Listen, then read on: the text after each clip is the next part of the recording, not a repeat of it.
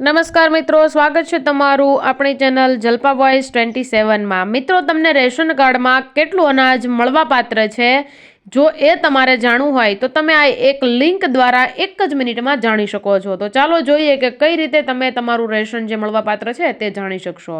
મિત્રો, રાજ્યમાં ગરીબોને મફત રાશન આપવા માટે જાહેર વિતરણ વ્યવસ્થા અમલમાં મૂકવામાં આવી છે, જેમાં રાજ્યના લોકોને અનાજ સહિત અનેક ચીજવસ્તુઓ દર મહિને આપવામાં આવે છે, જે વ્યાજબી ભાવની દુકાનોમાંથી લોકો મેળવી શકે છે। જો તમે નથી જાણતા કે તમને અનાજનો કેટલો જથ્થો મળવાપાત્ર છે, તો તમે માત્ર ઓનલાઈન 1 મિનિટમાં ચેક કરી શકો છો। રેશન કાર્ડમાં કેટલું અનાજ મળવાપાત્ર છે ઓનલાઈન ચેક કરો। ઓનલાઈન માત્ર આ જે ડિસ્પ્લે ઉપર એક લિંક આપવામાં આવી છે, જે લિંક તમે જોઈ લેજો। અને મિત્રો, અંત્યોદય કાર્ડ ધારક રેશન કાર્ડ ધારકોને વિનામૂલ્ય અનાજનો જથ્થો આપવામાં આવે છે, જ્યારે NFCA BPL કાર્ડ ધારક રેશન કાર્ડ ધારકોને પૈસા ચૂકવવા પડે છે, જે સામાન્ય બજાર કિંમત કરતાં ઓછા હોય છે।